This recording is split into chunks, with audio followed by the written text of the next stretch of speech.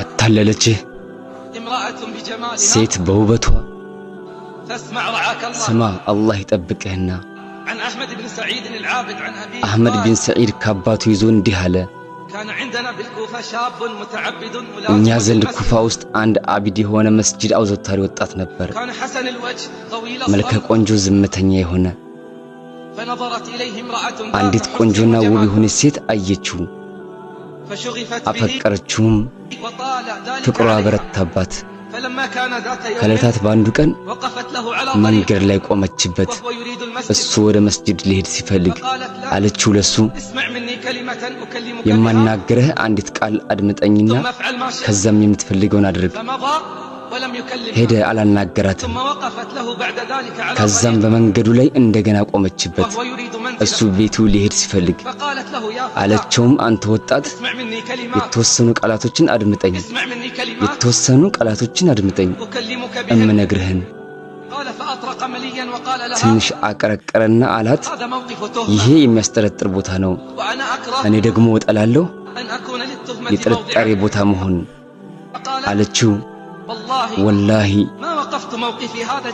እኔ እዚህ ቦታ የቆምኩት ያንተን ሁኔታ የማላቅ ሆኜ አይደለም የምነግርህ እንዳጠቃላይ ግን ሰውነቴ ባንተ ሐሳብ ተወጥሯል በአላህ በእኔና ባንተ ጉዳይ በአላህ በእኔና ባንተ ጉዳይ አደራ አለ ወጣቱ ትቶ ሄደ መስገድ ፈለገ ግን አልቻለም መስገድ ፈለገ ሶላቱን ማወቅ አቃተው ወረቀት አነሳና ደብዳቤ ጻፈ ከቤቱ ወጣ ሴቷ እዛው ቦታ ላይ ቆማለች ደብዳቤውን ወረወረላትና ወደ ቤቱ ተመለሰ ደብዳቤው እንዲህ ነበር ቢስሚላሂር ረህማኒር ረሂም እወቂ አንቺ ሴት ሆይ አላህ ተባረከ ወተዓላ ሙስሊም ባሪያው ሲያምጽ ይደብቃል ባሪያው ዳግም ወንጀሉ ሲመለስም ይደብቃል የወንጀል ልብስን ሲለብስ ማለትም ሲዘወትርበት ግን አላሁ ዐዘ ወጀል ለራሱ ቁጣን ይቆጣል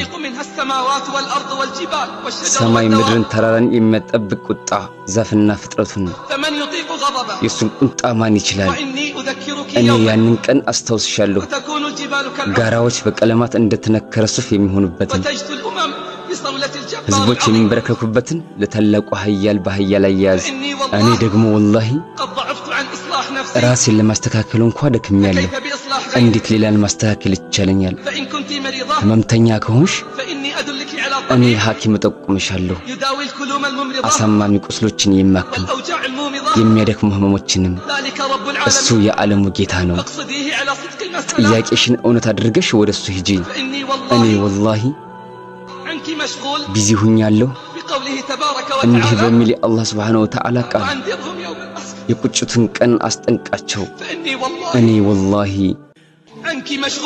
ካንቺ ቢዚ ሆኛለሁ በአላህ Subhanahu Wa Ta'ala ቃል ቅርቢቱን የትንሣኤ ቀን አስጠንቅቃቸው ልቦች ጭንቀት የተሞሉ ሆነው ላንቃቸው ዘንድ የሚደርስበት ጊዜ ለተበዳዮች የላቸውም ምንም ወዳጅና ተሰሚ አማላጅ አላህ አይኖችን ክዳት ያውቃል ልቦችም የሚደብቁትን ሁሉ ከዚህ አያ ወዴት መሸሻለን እኔ ካንቺ ቢዚ ሆኛለሁ በአላህ ተዓላ ቃል እኔ ጌታዬን ካመጽኩ እፈራለሁ እኔ ጌታዬን ባምጽ የታላቁን ቀን ቅጣት እፈራለሁ ከዛም ከቀናት በኋላ መጣች መንገድ ላይ ቆመች ሲመለከታት ወደ ቤቱ መመለስ ፈለገ አለችው አንተ ወጣት ሆይ እንዳትመለስ ካሁን በኋላ መገናኛችን አይሆንም አላህ عز وجل ፊት ካልሆነ በቀር ብርቱ ለቅሶንም አለቀሰች ከዛም አለችው ምክረኝ የምሰራበትን ወጣቱም ማለት አላህን በመፍራት እመክርሻለሁ በድብቅም በግልጽም አላህን በመፍራት እመክርሻለሁ በድብቅም በግልጽም ራስሽንም ጠብቂ የአላህንም ቃል አስታውሺ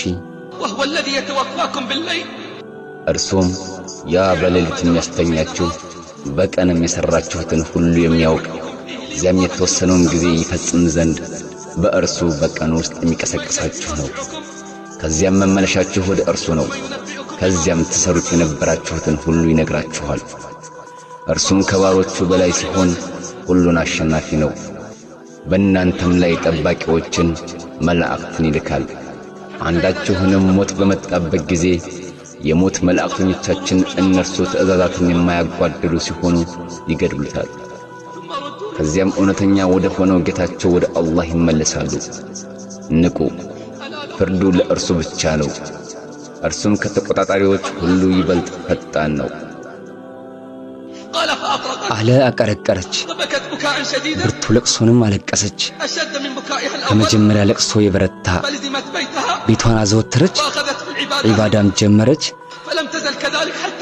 እስክትሞት ድረስ እንዲህ ከማድረግ አልተወገደችም። ወጣቱ ከዛ በኋላ ያስታውሳት ነበር። ለሷም እያዘነና እየራራ ያለቅስ ነበር።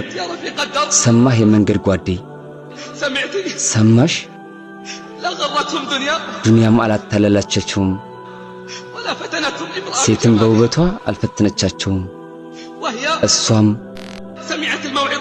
ምክሩን ሰማች፣ በጌታዋም ንግግር ተጠቀመች። በፈተና በመከራዎችና ማታለያዎች ፊት መጽናት በእምነት ላይ ያለ የኢማንና የኢኽላስ እውነተኝነትን አመላካች ነው። ሩሆችም ከፍ ካሉና በአላህ ላይ ከተንጠለጠሉ አካል የቅጣትን አይነት ይሸከማል። ለዚህም ሩህን ማሳደግ አካልን ከማሳደግ የበለጠ ነው። አኼራ ቲዩብ እስላማዊ ቻናል